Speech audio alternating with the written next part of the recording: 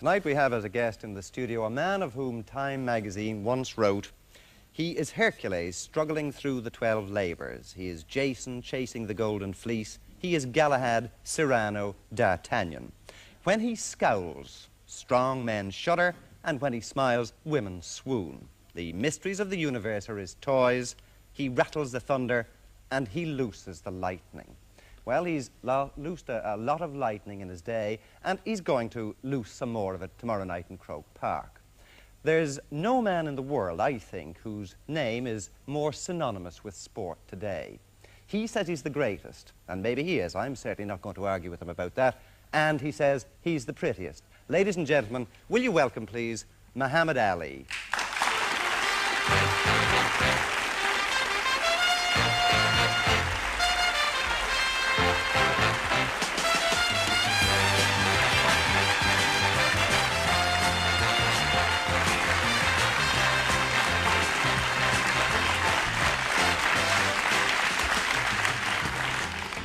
Well, do you think he is the prettiest? No. I didn't say that. I don't know how that got out. I wonder. Muhammad, you certainly look fit. Thank you. Have you been training very hard? Yes, I've been working constantly now since my last fight with Joe Frazier, fighting every other month or two.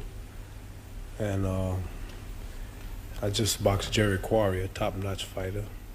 I was in good shape for him. I fought him the first time. He was troubled, but the second time, a lot of the rust was off of him. And the reason he was troubled the first time was because that was my first fight in a 4-year layoff. All right. And so I'm ready now. I'm still active. And just needed to wipe a little dust off of me since the Quarry fight. I sat down a few days to rest, and I'm ready now. You're doing a lot of fighting. Well, yes, I think the boxing game should stay alive. I think every contender should get a shot at the title. The new champ, Joe Frazier, is not doing nothing, fighting once every 7 months, and fighting people that you could beat. And you can't fight, so... You're so right. I have to keep the game alive because I'm the true champion. How do you feel about the fight with Al Blue Lewis? Well, I'm fighting Lewis for one reason, mainly because Frazier won't fight him. George Fulmer, top-notch fighter, won't fight him. Jerry Quarry wouldn't fight him.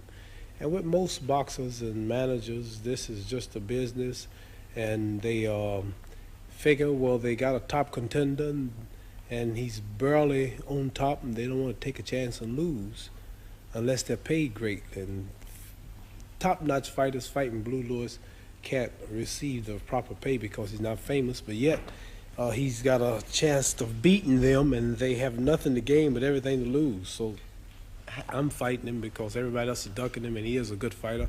Plus, it'll be kind of hard to bring a top-notch, high-ranking fighter here because the price couldn't be put up. So what sort of a chance does he have with you? 2 chances. What are they? Slim and none.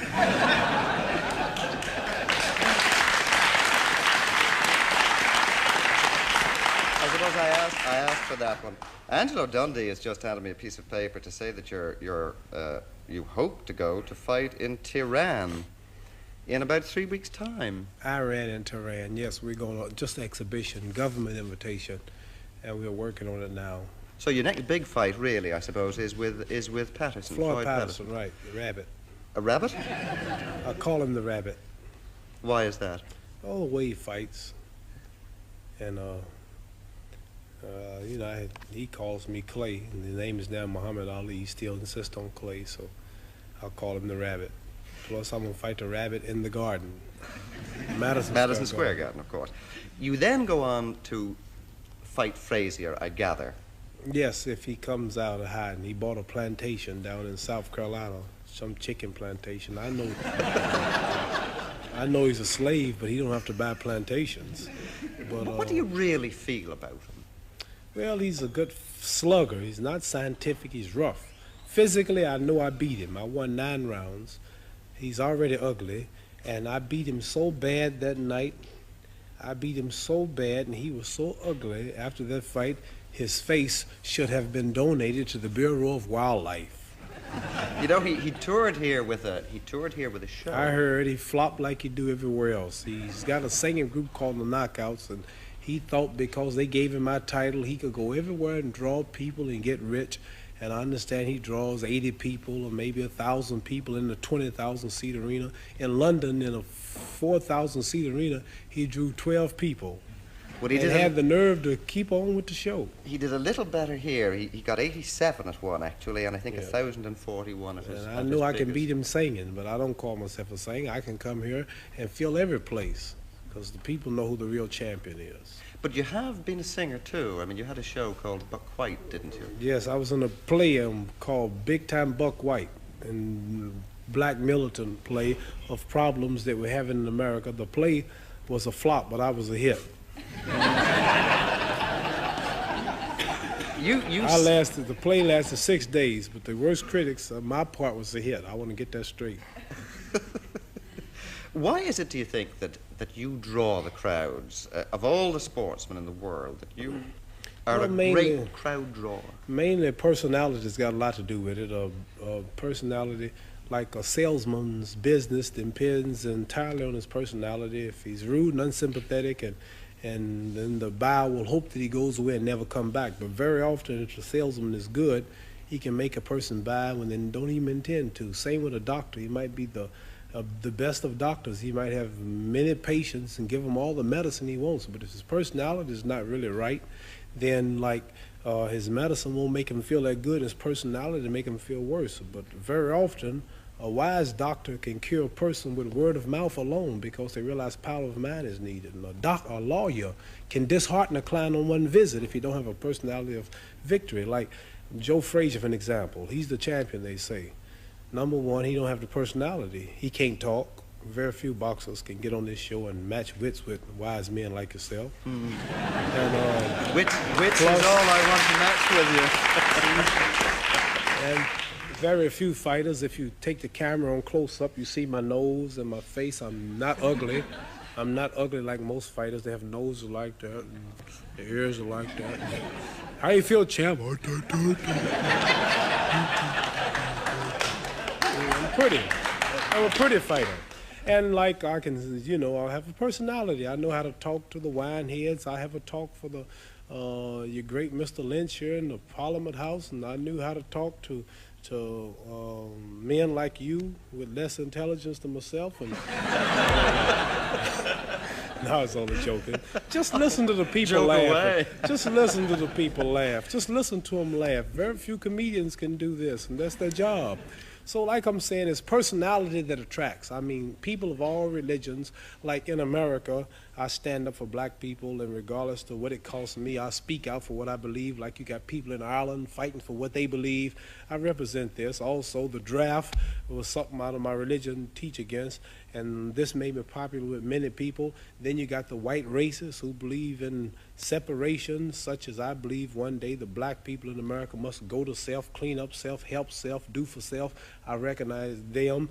Then you got all the Muslims in Saudi Arabia, Pakistan, Syria, Lebanon, India, all throughout Kuwait, Abu Dhabi, all throughout Libya. They all recognize me because of the name Muhammad Ali. And you add all of this up, all I represent, and then my confidence. I am the greatest. I cannot lose. I'm pretty. And every man believes he's the greatest. Every man would like to be the greatest. Many want to say this, but they fear it. And they see this in myself, and some hate me for it, and some love me for it. So add it all up, and we have a large crowd. Well, Joe Frazier's ugly, he's flat-footed, he can't talk, he can't sing, he can't fight, and no personality. No, he's a slugger, a street fighter. Why do you Joe Frazier's not, don't get me wrong, Joe Frazier's good with his stuff, he's not skillful. Joe Frazier's known for taking a lot of punches. He's not like Floyd Patterson, or say Sugar Ray Robinson, or Joe Louis, or say Jack Johnson, Jack Dempsey. These are great scientific boxers. See, Joe Frazier will take 5 punches to hit you once. So why do you think he beat you, Muhammad, then the last time? Well, the reason that he got the decision, if you looked at my face and his face after the fight, both eyes were closed, his nose was bloody, his lips was cut, his head was swollen, and he spent 1 month in the hospital. Did you all hear it? Yeah, surely. He spent 30 days of intensive care No phone calls and no visitors. And that's a terrible beating when you have to stay rest for 30 days. But he got the decision. But I'm not complaining. Next time I'll get him. I played too much with him. And plus, I found at the time I was bucking the draft system. I didn't go to the service. And I found out the 3 of the judges was on the local draft board. That's why I lost. We'll come back to that if we can in just a moment. But could we sort of go right to the beginning of your career? What made you take up boxing as a child in Louisville? Well, at 12 years old, someone stole my bicycle. I went to a home show where they display cars and refrigerators and household utensils and everything. And I went there and left my bicycle outside and came out. It was a drizzling rain that night, Saturday evening, about 9 o'clock. The bicycle was gone. I just got it for Christmas. Somebody asked me, I asked whether it was the nearest police officer. And they said in the basement, the same building that I just came out. And a fellow named Joe Martin was training amateur boxers in a room about this size. And he asked me to take out an application and learn how to fight so I can beat the fella up in joking fashion who stole my bicycle. So I started boxing. This led you on eventually to the Olympics. Was this your goal as a child and as a young man? Did you see that the best thing you could ever do was to be an Olympic champion? I knew nothing about Olympics when I started, nothing. I just boxed just to get on the local television show called Tomorrow's Champions. Every week at Saturdays in Louisville, Kentucky, we have a show called Tomorrow's Champions. And you've heard of the Kentucky Derby. Sure. That's where they have the races where I lived. I lived across the street from where they have the race every year. Anyway, I just wanted to get on local television, and I found out how good I was, and I kept on fighting. People say I'm conceited and I talk too much, but they must have pity on me. It's hard to be humble when you're as great as I am.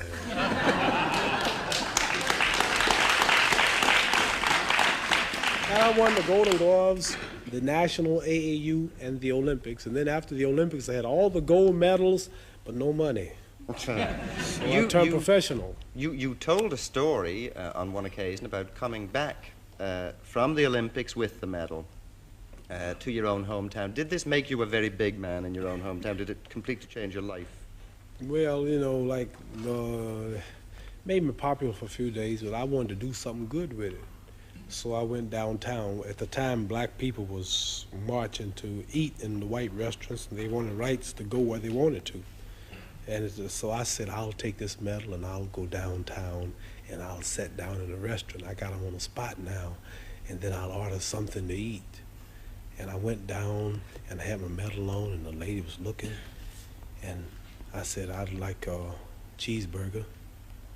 She said, we don't serve Negroes. I said, I don't eat them either, just give me a cheeseburger.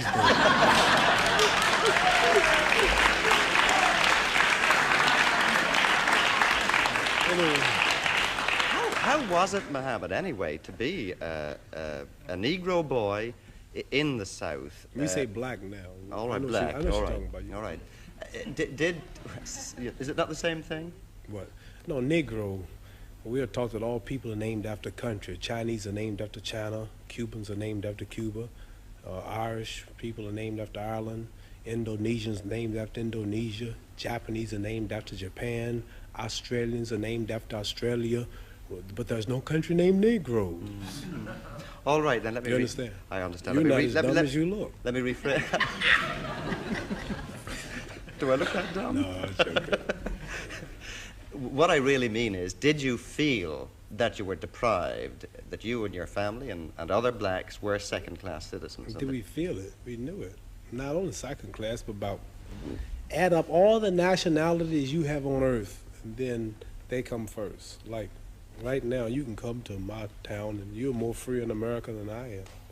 Even Chinese, the Japanese, that the black people help America to fight, or even the Germans. A day after the war in Vietnam, the Viet Cong will be more of a citizen than the American Negro.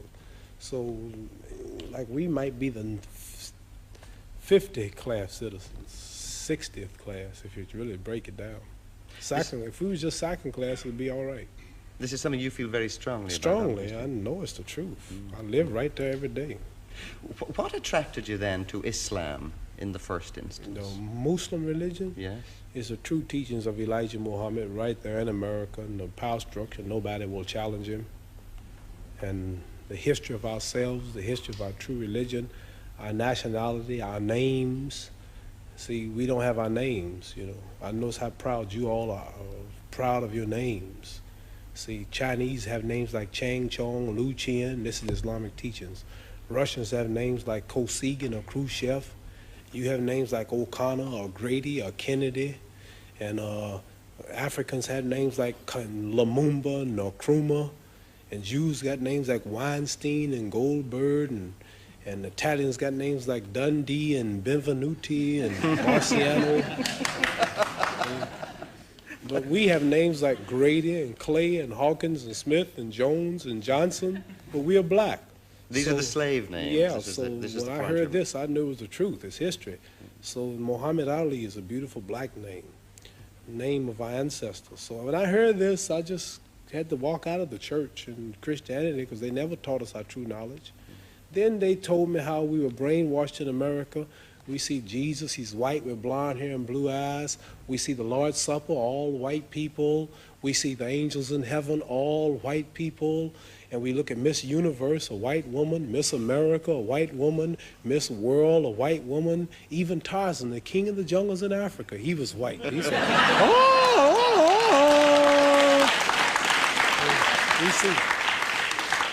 We see a white man swinging in Africa, with a diaper on. He beats up all Africans and breaks the lion's jaw. And then the Africans been in Africa for centuries. But he can't yet talk to the animals. But Tarzan, all of a sudden, some goat raised him up and he can talk to the animals. So I'm just showing you how the black man in America has been whitewashed his mind. And then we look at the good cowboys, they rode the white horses, and the president lived in a White House. They got TV commercials, White House cigars, white swan soap, King white soap, white cloud tissue paper, white rain hair rinse, white tornado flow wax, white plus toothpaste. The president lived in a White House, and the angel food cake was the white cake, but the devil food cake was the chocolate cake. Everything good was white. And when I heard this, I said, boy, this is the truth. So our religion teaches us the knowledge of ourselves, the knowledge of our culture, the knowledge of our history. It makes us want to be with our own, marry our own, live with our own, clean up ourselves, do for self, quit forcing ourselves in white neighborhoods, but clean our own neighborhoods, makes us proud, makes us identify with our own brothers throughout the world. And after I heard this, being an intelligent man, then like I'm not only a winner in boxing or my stand on the draft, I'm a winner also in the movement that I follow for my people. And the only leader is Elijah Muhammad, who we believe was taught by Allah, God himself, to teach the so-called American Negroes the truth that's been hidden from them for 400 years, which will free them. Why is it, do you think, that black Muslims preach the separation of the races rather than integration of the races, as indeed many American blacks do? Well, when we say separation, we know that as of now, we always have to be trading with one another, living with one another. But when we say separate, we mean mainly mentally, as far as do for yourself, help self, clean your own neighborhoods and make them a better place to live. And quit forcing yourself in the white neighborhoods because they're cleaner. Respect your women, pool your resources, education, and qualifications for self-independence. And this is what we mainly teach about the separation. And one day, we believe that black people should trade with one another. We've tried integrating for 400 years, and we've been kicked and shot and brutalized. You read about the news for years, and it's not working. So we believe that we should now come and try to do for ourselves. And I understand this is some of your problem in Ireland, where people are tired of being dominated by certain groups. They're tired of being ruled, and they're men, and they want to do for themselves. Same way in all countries. People are just tired, and they're revolutionizing things, and they want to be free. We've been in America under white domination, lynched, killed, raped, castrated, shot down daily, no justice in the courts, deprived of freedom, justice, and equality, and we just now want to be free, and we can't do it. We have found out that black and white are disagreeable in peace. They can't get along together, so we think we should just now quit fighting, quit being violent. Now that we're doctors, now that we're lawyers, now that we're mechanics, now that we're educated, we're not needed to pick cotton no more. You got millions of blacks been born every day in hospitals. There are no jobs. We think that we should now go on some land and build and construct and do for ourselves. That's all. Do you mean, in actual fact, that there should be separate parts of the United States only for Negroes and separate parts only for whites? Well, the Honorable Elijah Muhammad teaches us that we've been there 400 years fighting. We fought the Japanese, we fought the Germans, we fought the Koreans. If America went to war with Ireland tomorrow, the black people would be over here shooting you so fast. all the black people be right here shooting you with the American flag. And we believe that since we've been fighting all of America's enemies, not our enemies, worked 400 years, 16 hours a day from sun up to sundown without a payday, that we should now be repaid. Don't give us nothing and give us or repay us. You got 50 states, then we make up 10% of the population, then divide off 10% of the land, let us build our own stores, make our own, grow our own food, make our own suits, and be like other people, and not always begging white people for houses, begging for jobs, begging for a seat in your restaurant. May I use your toilet? May I ride on your bus? Now that I'm grown and educated, now we're no longer slaves and we can't get along, just let me go and live by myself like other people. Ain't nothing wrong with that. Muslims, of course, don't believe in war, at least. You certainly don't believe in war, and you've demonstrated that by refusing to join the American army. But you have said on one occasion that possibly you could believe in a holy war. Well, the Holy Quran, our religious book, teaches us that we who declare ourselves to be righteous Muslims do not take no part in wars, no way, fashion, or form, that take the lives of humans unless it's a holy war declared by God Allah himself. And like this hadn't happened, and if it do happen, then we'll have a way of knowing because our religious leaders speak out. But we don't take no part in wars, not just the Vietnam War, but no war. But would you fight in such a war, in a holy war of this sort? I mean, how would you know that you should fight? Well, that's what I'm trying to say. Then we have a leader who will speak, like all countries have leaders, and we have a leader. And like if we attacked, and we're right, we believe in fighting if we are attacked, but not being the aggressor. You go to South Africa very soon to box. Do you believe in the sort of separation of the races that they have in South Africa, what they call apartheid? Not from what I hear. I hear it's unequal. We believe in an equal separation, and we'll only fight in South Africa under the condition that the audience not coming to change their policies, not coming to talk about them. We've just been invited. Otherwise, we wouldn't go. And we might not still go. We don't know. But the audience have to be separate, which is the way this has got to be. But the black side has got to be equal to the white side in convenience and seating capacity and everything, and we'll fight on those conditions. But how will you feel if you go to South Africa and go into a white man's restaurant, if you should perhaps want to, and were refused it? Wouldn't this take you back to the old sort of Louisville situation all over again? No, I wouldn't. No, I mean, if a man didn't want me in his place, I'd just leave. I wouldn't want nobody to force themselves on me. And I wouldn't be looking for no trouble like that. My mind's too big for that. You know, I don't want to be around nobody that don't want me. I believe I'm the greatest. Well, what I want to be with somebody that's less than me. I'm the greatest. They should want to be with me. That's the way I look at it. Right. Elijah Muhammad has said something which perhaps a lot of us white people have misunderstood. Perhaps you can explain it to me. He said that white men are devils. Yes. What does he mean by that? He means just what he said. The deeds and the works of the man. He says the American devils. The lynching, the killing, cutting the black people's private out, sticking it in the mouth, is what they did to us. I got a book called 100 Years of Lynching written by white men.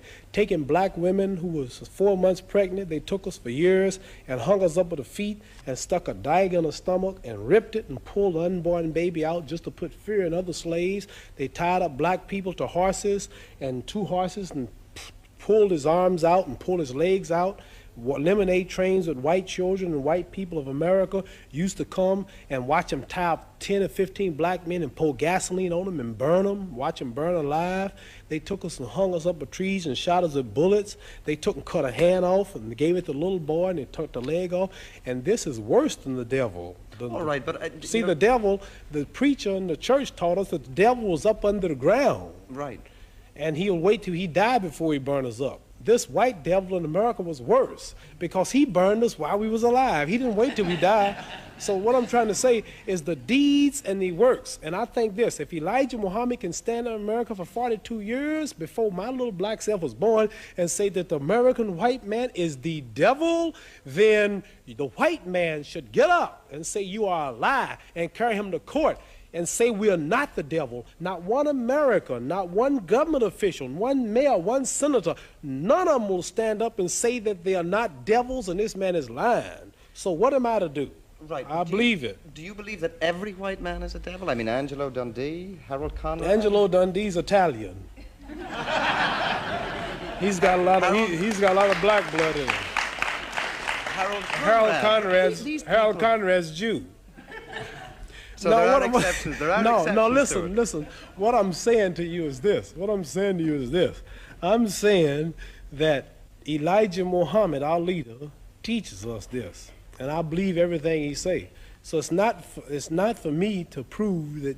You must remember, you have not lynched me.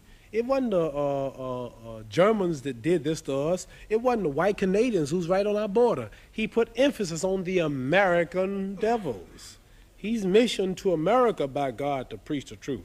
So what I'm saying, let's say we got one white fellow in America who has proved that he means right. Let's say we got another one. White people have died in demonstrations for black people. Now, here's the position I'm in.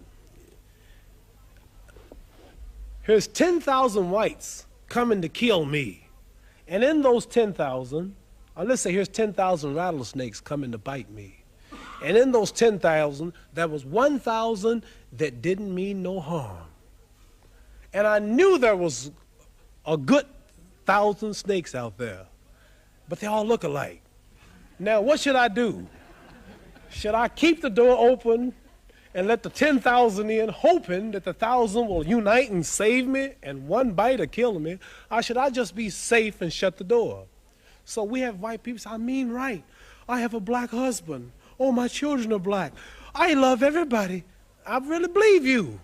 But I'm sorry, man, there's 10 more thousand behind you that don't feel that way. I'm just sorry, but what am I going to do?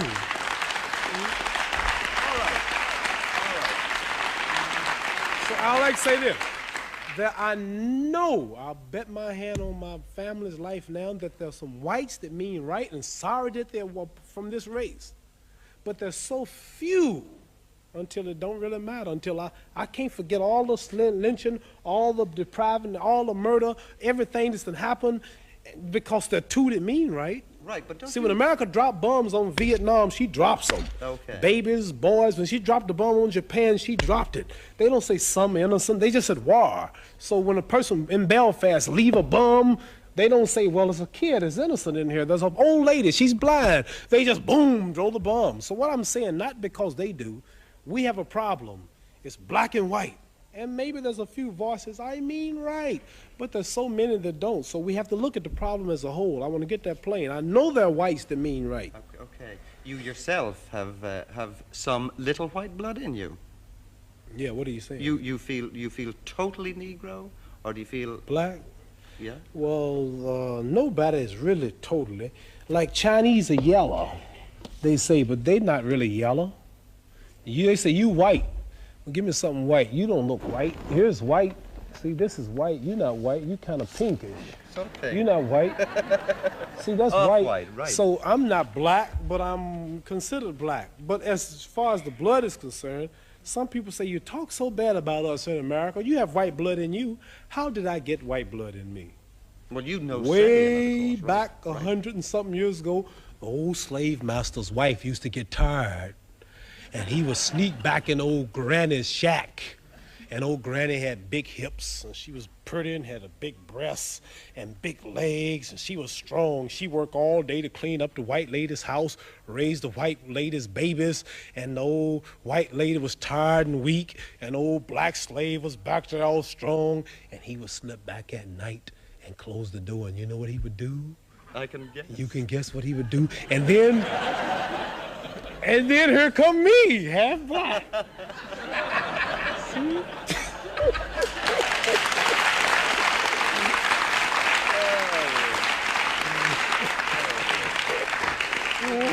If we can get back to fighting for just a moment.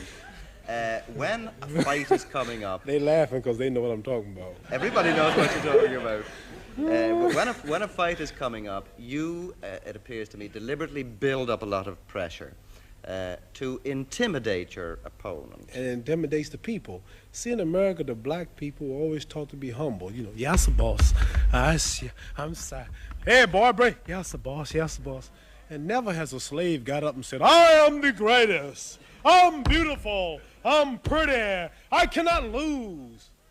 They said, that nigger talks too much. The nigger needs a good whooping, and they pay money to see me beat. And I go to the bank laughing, 100,000, 200,000, 300.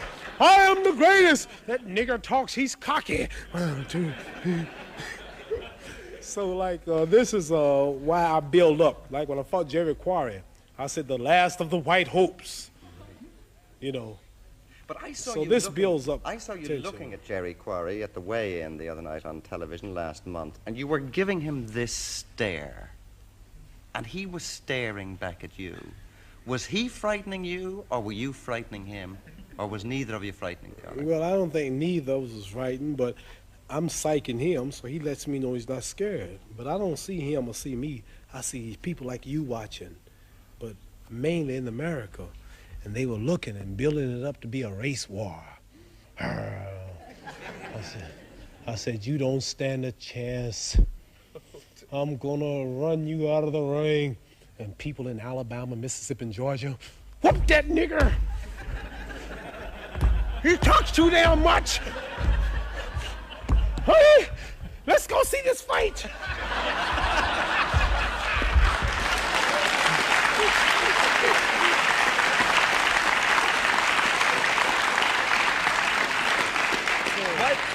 I don't really hate nobody, but people are so small-minded, it's easy to lead them. You know how you ever see the wrestlers? How there's always a good wrestler and a bad one. And he sticks his finger in his eye, and the guy shakes it off in 2 minutes, his eyes clear up, and he sticks it in again, and he hits his back, and everybody hate him. He'll win the first round. And then the second round, the good fella wins, and that's what everybody come to see, though. Bad villain be beat up. I like to be the villain. But the things I'm telling you now, I won't tell in America on television because they'll start liking me. They say, oh, he's just tricking us. But when I get back to America, I'll be bad. Yeah, but you talk to people in the ring. You appear I to want be... to smile, but I don't. You appear to be talking to... What'd you say? You appear when you're fighting. I do. Quite often. I do. To talk. I talk. What are you saying? Or, Well, or can you repeat that? Well, some of them I won't repeat. But I have a few things to say, not for the public, but to confuse my opponent. Like I might say to a white fighter, listen, while I'm in the clinch, the Black Panther's outside. You don't stand a damn chance tonight, boy. Now burn your house down. He look at me, this guy's crazy. I have a lot of things I say. Do you ever get into the ring hating the man you're No, going to fight? never. Do you get in with anxiety or fear? I'm nervous because of the talking that I do, and I have to back it up. I think about people. I'm on a hell of a spot. I'm on a heck of a spot. Can you imagine Blue Lewis whooping me? Frankly, I couldn't go back to America. No. Do you have any private life at all, Mohammed? Yeah. Because all the time I've seen you in Ireland, up in your hotel and back and forth, people are staring at you, looking at you, wanting to touch you, wanting to talk to you. Yeah, I have private life. Well, you're a young man of 30. This seems to be a perpetual trot around the world that you do with people, hey. When I'm out, I rest at nights, and when I'm at home, like they have a saying, a prophet is never honored in his own home. Like when I leave home, I expect this, I'm new. You let me stay here 1 year and they get tired of me. I'll less than that. You see me every day, I'm coming like the Beatles. When they hit America, at home they were nothing. Tom Jones, and he comes to America, Tom! Be like when I come out, when I go home, I'm tired of that big man. But the other day I saw... As soon as I get in. The other day I saw a small boy sparring and boxing with you and so on. Do men ever try to do this? Does a man ever come up to you and say, look, If he dreamed it, he better wake up and apologize. Never no trouble out of nobody. I don't have no trouble. Mohammed, are you a wealthy man? Yes. I mean, are you a millionaire? Oh, 2 times. Are you a big spender? Do you spend a lot of money? Yeah, I'm stopping now. Yeah, I got too many cars. I got 6 cars, 3 of them Rolls Royces, which I don't need. And you come up and pour, and you get something, and I find all of them tell me this, and you go out just to say I had it. You really don't need it. The newness wears off, you're stuck with it, you can't sell it, it depreciates. So I'm just saving money now. I have 3 daughters and 1 son, blueprints for 6 more children, and we want to save all I can. So all I'm doing now every month is saving at least 75% of my money for the future of my children, putting it away for 15 years. I don't want to touch it. I don't need it. You've said that you wouldn't allow your son to become a boxer. No. Why not? Because it's rough, it's dangerous. It's impossible for him to be as good as I am. And I want him to use his brains. I didn't stay in school like I should. I don't have the education. I have common sense. I make it. I don't have no education in books and writing. But I want him to go to school and be a doctor, engineer, maybe a lawyer, something, a judge, just where he can use his brains. And while he's at youth, give him a tutor, all the teachers he needs, put up all the money for all the educations, where they can rely, like, for an example, if I should lose a hand, I'm finished. Right. But a lawyer wouldn't, or a doctor wouldn't, see, necessarily.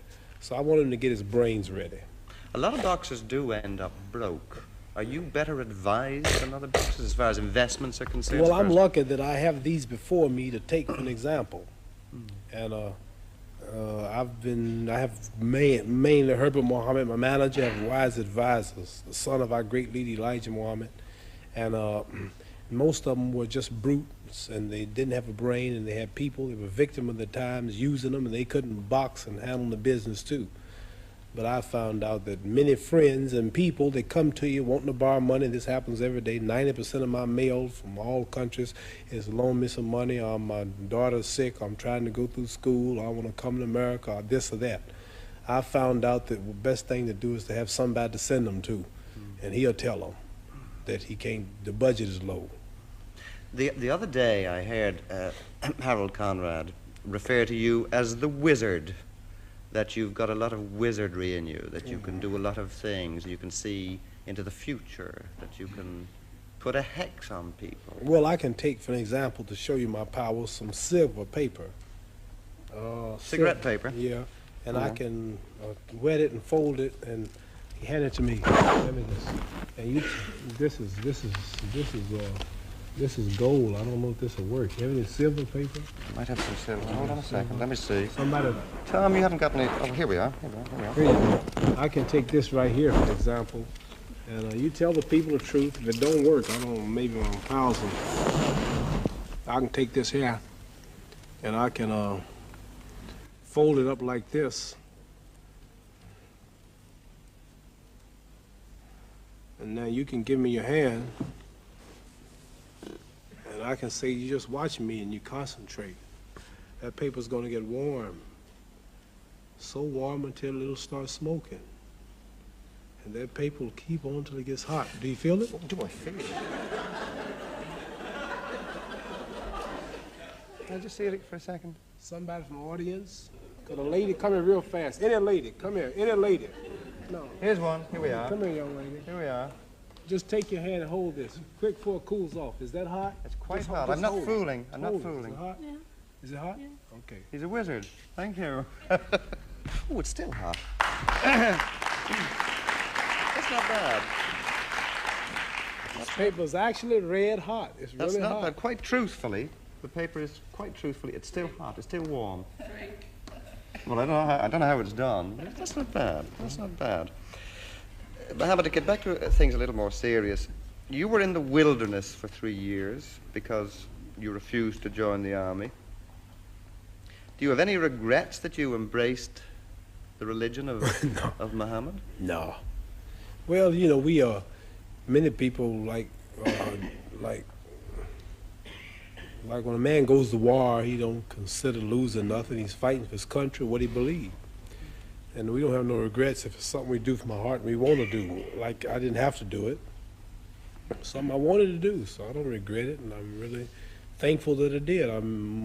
Got strong because of it, and many people believe in fighting for the freedom, and this is just part of what I believed. So it's nothing that I regret, not at all. If I regret it, then it wasn't sincere.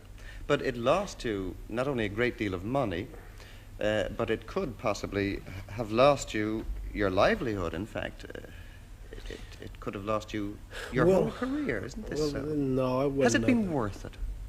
Well, yes. I mean, I haven't really lost nothing. I'm back in boxing bigger than ever. My salary is double.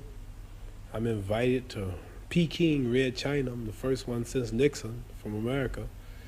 Open invitation, waiting when I want to go. I've been through all out of Arabia and Africa, met all the kings of the countries. And peace, the world wants peace, and I represented it and at a time when it wasn't too popular in America, and now it's common. And like, I'm not really, I don't pay no attention. And regardless to like, many people are doing what I did, and they went to jail for it, and you don't read about them. At least I was a case that the world watched. And if I had went to prison, I would have been a famous celebrity. I would have gotten fan mail, I'd have got credit for my stand. But what about the people who nobody knows and they're doing it? So I look at them as being more great, I would say, than I am. When the Supreme Court eventually decided that you were right and you had a perfect right to do this, you showed no resentment against the men who had kept you away from boxing. You were very quiet about it. Then I would be a hypocrite if I did, because I expected them to recognize me for what I believed. And they did what they thought was right at the time they took my title. At the time they wouldn't let me box nowhere in the country. They just did what they thought was right. And for me to now to sue them or to condemn them or to speak out against them for doing what they thought was right, then this would be hypocritical. And at the same time, I expected them, although they didn't, to recognize me for what I believe. So how can I get on them for doing what they really believe was right? Once or twice you've spoken, it seemed to me sometimes sadly, about retirement. Do you still think of retirement? Oh, I wanted to, but I thought about my children. I watched the baby crying the other day, and my wife was late giving the baby milk, and the baby raised hell. Ah! Just hollering. Don't know where they're going to get it, but they just expect you to have it. And I looked at about 6 more coming, and I said, 10 years from now, I won't be fighting. 10 years from now, that baby will just be 10 years old. And I'll need money. He'll need school books. He'll need clothes, bus fare. And then 20 years from now, my daughter will need a house, or she'll need a job. And it'll be shame to say, Muhammad Ali's daughter, a waitress in a restaurant. He made all of those millions. Oh, there's his son over there in here. What I'm trying to say, I can earn enough money in 5 years if I invest it and put it up right to take care of my grandchildren. So I wanted to retire, but after I see these children coming, and after I see that they're going to have a hard time, maybe they won't be blessed to make it like myself, I can knock out Blue Lewis, I can go knock out Floyd Patterson, I can knock out Joe Frazier, I can come back and knock out and if you get your Irish champion, come knock him out, then I can go back over here and knock some, didn't get too much of a laugh on that, did I? You're in Ireland. Agreed. So what I'm trying to say, if I can save up about $2 million, which is about how many pounds? People. It's almost £1 million. Almost $1 million. If I can save up £1 million, then I can relax and go to sleep and retire and don't have to worry about my children, because this is a hard world. Don't nobody give you nothing. You have to work for it. Right? Right. So I'm blessed to be able to beat up everybody. So I want to beat up everybody until I can't beat them no more. If I can go 10 more years, I'm going to keep on doing it. Good. Most of your poems, like the one you spoke a few moments ago, are funny. But you've written one about your own people, I think at the time of the Attica prison riot. It's a serious poem. You have certainly very serious moments, as you've shown us tonight. Could you, before we go, just say that poem for us? Oh, this poem explains the Attica prison. You heard that over here when all the black prisoners were shot, and just before they held some white hostages, and they said they would cut the throats if they didn't get what they wanted. And the word was, well, if the throats are cut, then shoot and kill everybody. They found out during the autopsy that the throats were not cut. They just shot them for nothing. The trigger-happy policeman, and that Rockefeller gave word 10 minutes or so, if they don't give up, I think it's the way it went, open fire.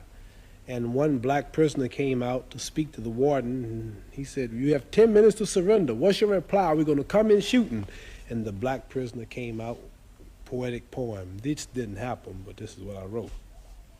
He said, better far from all I see, to die fighting to be free, what more fitting end could be? Better surely than in some bed where in broken health I'm led, lingering until I'm dead. Better than with prayers and pleas are in the clutch of some disease, wasting slowly by degrees. Better than of heart attack or some dose of drug I lack. Let me die by being black. Better far that I should go, standing here against the foe, is the sweeter death to know. Better than the bloody stain on some highway where I'm lain, torn by flying glass and pain. Better calling death to come than to die another dumb, muted victim in the slum.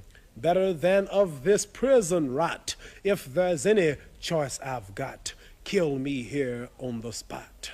Better far my fight to wage now while my blood boils with rage, lest it cool with ancient age. Better violent for us to die than to Uncle Tom and try, making peace just to live a lie. Better now that I say my sooth, I'm gonna die demanding truth while I'm still akin to youth. Better now than later on, now that fear of death is gone, never mind another dawn. They opened fire on them, but they died telling it like it was. Muhammad Ali.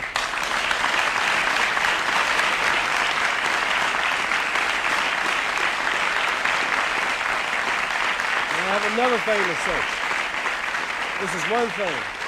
This is one thing I love and I admire about the Irish people. I studied a little of the history since I've been here. I found out you've been underdogs for years, hundreds of years, people dominating you and ruling you, and you can identify with this freedom struggle, you understand? But I just have mine on the other side of the water. But we all are fighting for the same cause and idea, but we have different reasons and different approaches. Muhammad Ali, thank you very much. You're welcome.